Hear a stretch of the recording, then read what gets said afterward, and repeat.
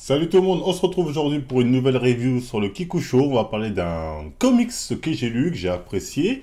Du coup, je me suis dit, je vais en parler, qui s'appelle Fable. Donc, pourquoi un comics? Tout simplement parce qu'en ce moment, bon, les mangas, je tourne un peu en rond. Du coup, je me suis dit, je devais demander sur Twitter s'il n'y a pas un comics qui peut un peu me faire vibrer, un peu me faire kiffer. Et on m'a conseillé plusieurs comics, dont Fable. Et honnêtement, j'ai pas été déçu. Fable, franchement, les gars, c'est très très bien. Ça fait partie du top comics que j'ai pu lire, hein. Franchement, je mets ça pas très loin derrière The Walking Dead. Ça parle de quoi? D'abord, au début, je vais en parler rapidement sans spoil, hein. Ensuite, je vous dirai un peu après, je spoilerai pour ceux qui ont vu, etc., mon avis, etc.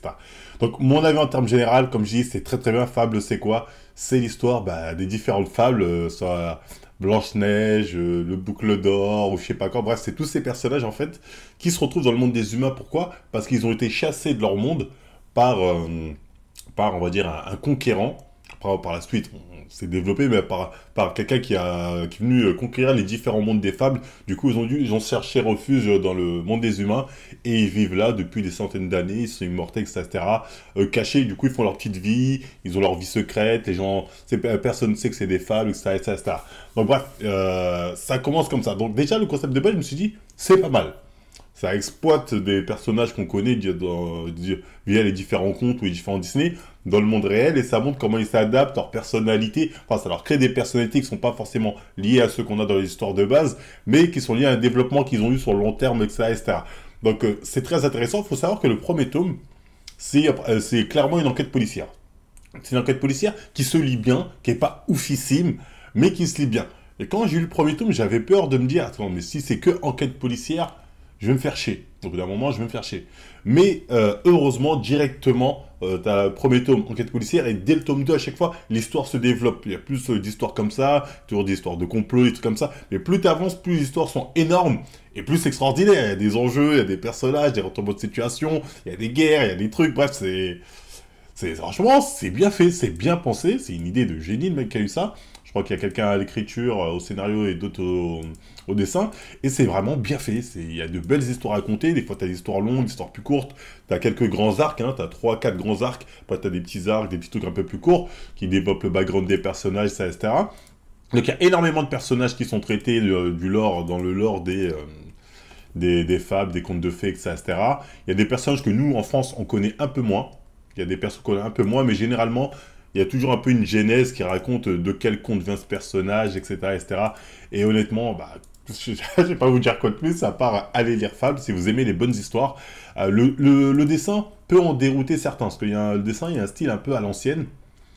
Il y a un style un peu à l'ancienne qui, certains peuvent avoir du mal. Moi, ça va, hein, j'ai l'habitude de lire des comics. C'est vrai que parfois le dessin, c'est super bien dessiné. Attention, sachant qu'il y a différents dessinateurs, parce que des fois, selon les chapitres, il y a des chapitres qui sont dessinés par d'autres dessinateurs. Donc des fois, le trait des dessins peuvent changer d'un chapitre à un autre, même si majoritairement c'est ce trait-là que vous allez voir, majoritairement dans le comics, ce trait-là. Mais des fois, il y a différents dessinateurs selon les petites histoires ou autres, etc. Mais honnêtement, ça fait le café. Après, des fois, pour ce que ça raconte, comment ça raconte, ça tu te dis, un dessin plus, on va dire, à la DC Comics, ça l'aurait fait aussi pour les scènes d'action, mais ça passe. Franchement, c'est bien dessiné, etc. Donc, peut-être certains auront un peu de mal avec les dessins, mais moi, je me suis vite fait. Franchement, c'est très bien dessiné. Après, c'est un style qui fait très style années 70, comics années 70. Mais je pense que c'est voulu, hein, parce que des fois, on voit qu'ils utilisent différents styles. Et franchement, c'est stylé. De bonnes histoires, de bons retournements de situation.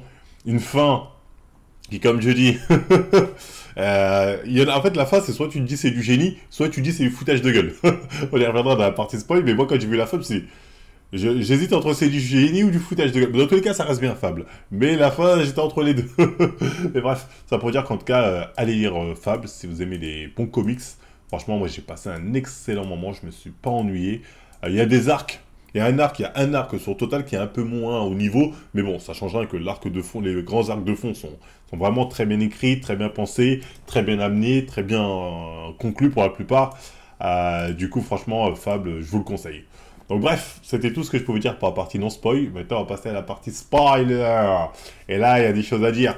Donc comme j'ai dit, le premier tome, c'est full enquête policière avec le loup-garou. En fait, ouais, le loup-garou qui est le loup qui va chercher qui a qui a tué la sœur de Blanche-Neige, Rose, qui en fait, bref, on apprend que voilà, elle a mis en place un meurtre pour gratter des thunes, enfin pour pas payer la dette qu'elle devait à Barbe Bleue, si ma mémoire est bonne, bref.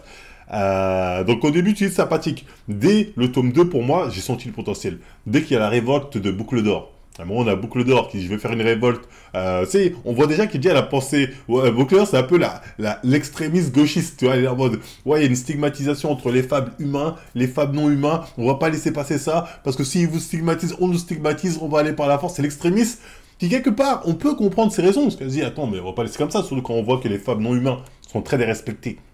Femmes non humains. Il y a des scènes trop marrants. Par la suite, les femmes de non humains, tu vois, ils commencent à voir qu'ils sont pas respectés par les femmes humains. Il y a des scènes, ils sont là. Ouh, je vois que vous êtes en train de discuter de notre avenir. Je ne veux pas vous déranger. Non, ils sont là un peu. Parce qu'ils sont hautains, les femmes humains. Franchement, ça, c'est un thème qui n'a pas été conclu. Où le deux poids deux mesures, on voit les fables humains sont pas respectés. Du début à la fin, les fables humains, ils les respectent pas. Pourtant, ils demandent le respect. Ils sont là, respectez-nous un minimum, mettez-nous au moins au conseil, nanani. Ils sont là, ouais, c'est ça, allez là-bas, allez là-bas. Et ils font un peu de la peine, les pauvres. Ils sont là en mode, ouais, on nous respecte pas parce qu'on est des animaux, nanani, nanana. Et ils ont pas tort. Ils ont pas tort. Mais bref, de toute façon, par contre, quand c'est pour aller à la guerre, ils n'hésitent pas à les utiliser. Mais bref, de toute façon, donc oui, c'est très bien amené l'arc 2, cet arc avec le complot, on va dire, la révolte, avec Barbe Bleue, à un moment qui rentre dedans, etc. Donc bref, c'est très bien amené. Et tout de suite après ça, on a directement l'Empire qui rentre en jeu avec les Gepetto, avec le daron de Pinocchio, là, Gepetto Tatachi, qui est lourd. Au début, on croit que Gepetto, il a été forcé, mais en fait, on se rend compte après, par la suite, que le Prince Charmant, qui est un super personnage, Prince Charmant, a envoyé l'autre, la Blue, je sais pas quoi, pour débuster qui était le chef de l'Empire. En fait c'est Gepetto qui gère ça avec la Reine des Neiges. Bref, c'est super bien écrit, c'est super bien fait, c'est surprenant. T'es là, oh putain, bien vu, etc.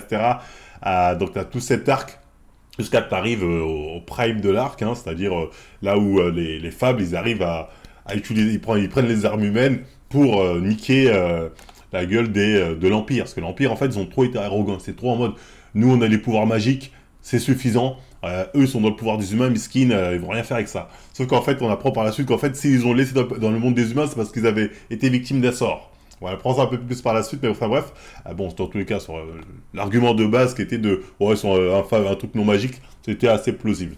Donc bref, après oui, au bout d'un moment, les fables, ils commencent à dire, on va plus se laisser faire, et quand ils se laissent plus faire, ils font vraiment les choses bien. C'est bien mené, comment ils font des alliances, ils arrivent à niquer, ils niquent la forêt de Gepetto, etc. Bref, super. Le seul truc que j'ai trouvé un peu fort de café dans cet arc, c'est le moment où la grenouille, le prince crapaud, rentre dans le miroir, miroir, du moins qui est la plus belle, et dedans il réveille les morts. Enfin, c'est dans le puits. Non, c'est dans le puits plutôt. Il rentre dans le puits. Après, bon, il a le pouvoir de réveiller les morts. Il les ramène dans son monde à lui où les morts font un royaume, tout ça. Et après, comme ça, il arrive à niquer le truc de Gepetto, la forêt de Gepetto. Peut-être qu'il y a un lore à travers tout ça, mais comme peut-être que je connais pas, je trouve ça un peu facile, mais ça passe, on voit qu'ils sont quand même galérés, il est passé par le délire de l'armure de Lancelot, je sais plus quoi, etc.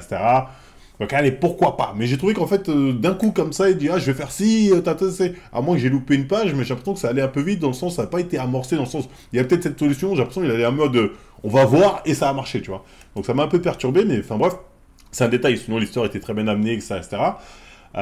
Et voilà, après t'as les...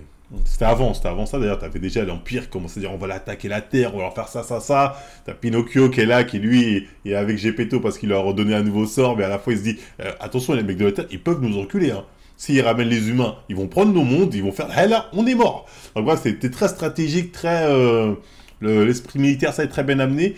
Donc franchement, j'ai kiffé cet arc-là, jusqu'au grand final, hein, où il y a la guerre, finalement, ils vont, tata, et les fables finissent par l'emporter. Gepetto, lui, bien évidemment, grâce à Pinocchio, enfin, c'est Pinocchio qui trahit, mais il sauve son grand-père, etc. Donc, c'est bien amené. Et là, ensuite, à l'arc d'après, c'est-à-dire les conséquences d'avoir détruit l'empire de Gepetto, qui était là pendant 200 ans.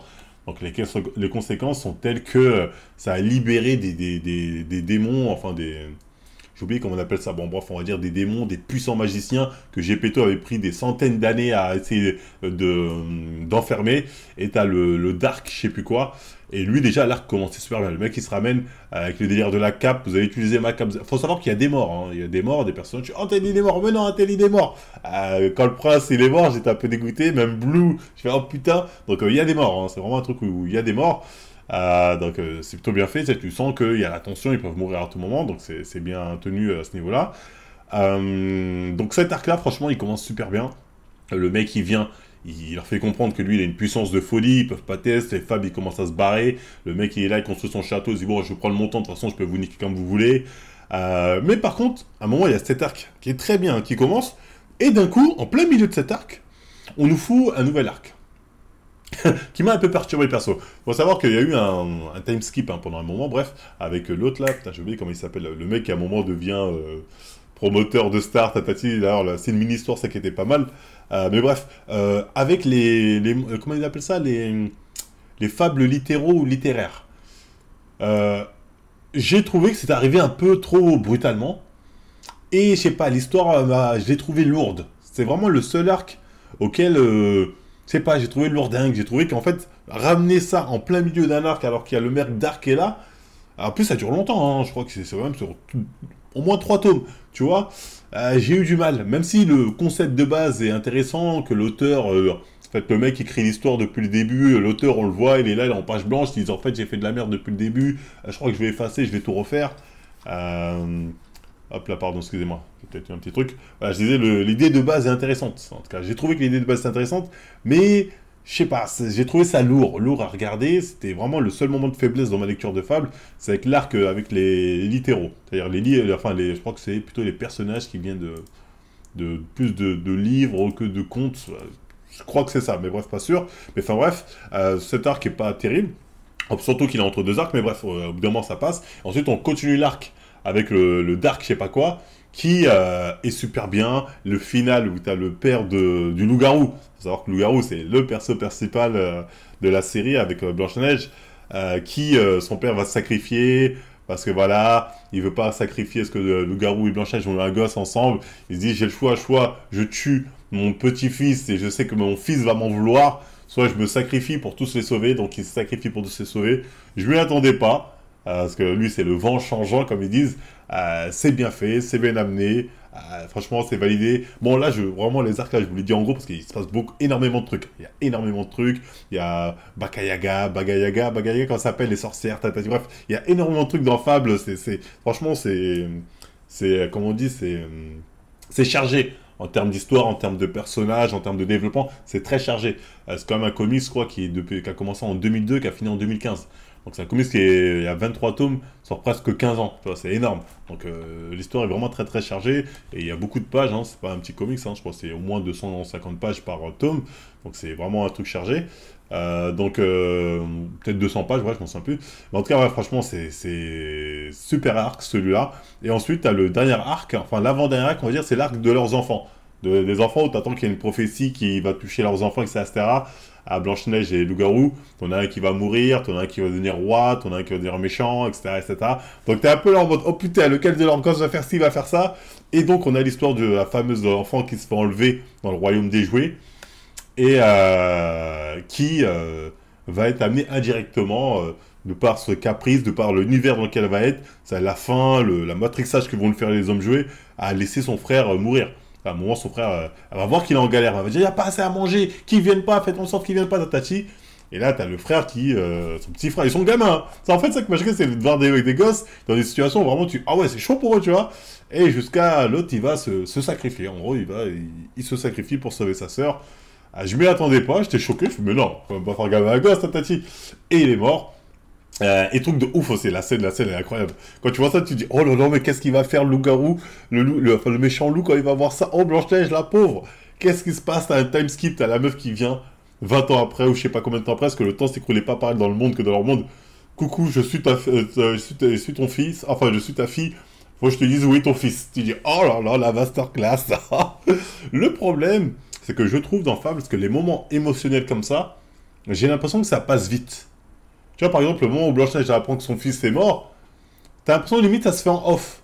Tu vois, la fille, elle est là, elle lui parle tatata, ta Blanchette, ouais, tatati, c'est en off, tu vois. C'est, y a pas, ça manque de moments vraiment poignants où tu les vois un peu vraiment touchés, vraiment tristes. Il y en a, hein, certains, mais c'est un peu à la va-vite. Tu vois, comme un moment, loup-garou, dans l'arc qui vient juste après, ou qui est lié à celui-là, à un moment, il est mort.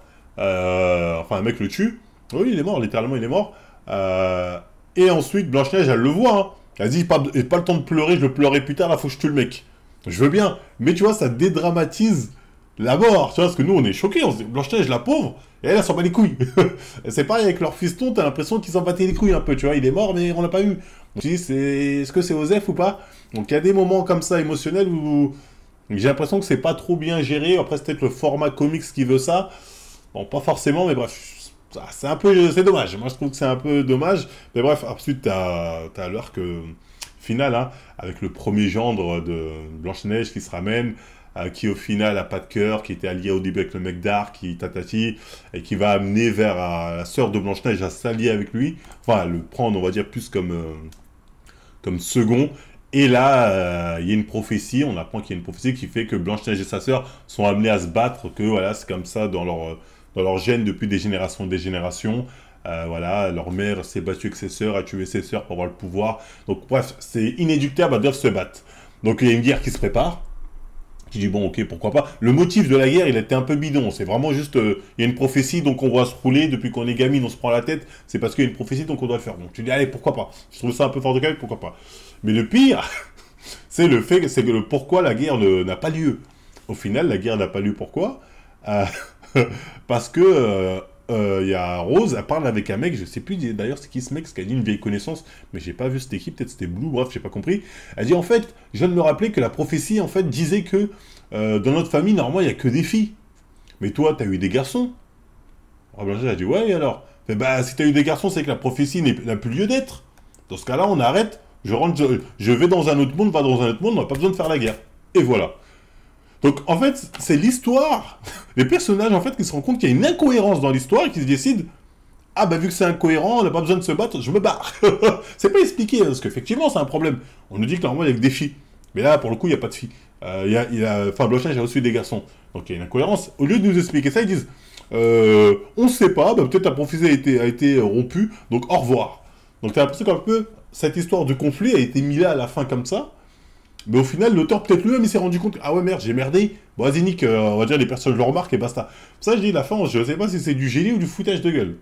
C'est l'un ou c'est l'autre. Mais de base, leur conflit n'avait pas lieu d'être. Parce que l'argument pour lequel ils se mettent sur la gueule, c'était un peu bidon, c'était un peu forcé. Moi, je me disais, mais ils n'ont pas vraiment d'intérêt à se rouler dessus. À part au début, on voyait Rose, elle commençait à être un peu maléfique. Mais au final, on se rend compte qu'elle n'est pas si maléfique que ça. Donc on se dit, bon, il n'y a pas vraiment d'intérêt. Donc bref, j'ai l'impression que l'auteur s'est rendu compte aussi que sa fin, il n'y a pas vraiment d'intérêt. Du coup, il a laissé tomber ça. Et voilà, bon, bah, c'est l'arc final. Hein. Ensuite, on les voit des années plus tard, ce qu'ils deviennent, etc., etc., etc. Bon, c'est plutôt cool. Donc la fin, je sais pas, la fin, bah, en fait, c'est un peu foutage de gueule et un peu, pourquoi pas, ça peut être, si c'est fait exprès, c'est du génie, tu vois, c'est pas mal, il troll un peu, ça passe. Donc bref, ça se finit comme ça, etc. Mais dans tous les cas, voilà, c'est vraiment un bon comics. Les personnages sont attachants, sont bien écrits, c'est bien amené, etc. etc. Il y a un délire aussi de timeline où des personnages sont morts, mais tu les revois dans d'autres trucs, etc. etc. Bref, parce que c'est des univers de folie, de situations alternatives qui auraient pu arriver, etc. etc. Donc franchement, allez lire Fable si vous aimez les bonnes histoires, les belles histoires aussi, allez-y. C'est incroyable. Là. Je sais pas quoi vous dire de plus. Bref, c'était tout pour moi pour cette review de Fable. Bah, prenez soin de vous. Dites-moi en commentaire ce que vous en avez pensé, si vous l'avez regardé, si vous voulez... peut-être si vous avez regardé après cette review. Alors, revenez me dire ce que vous en avez pensé. Hein. Vos critiques sont les bienvenues. Et moi, je vous dis à la prochaine, tout le monde.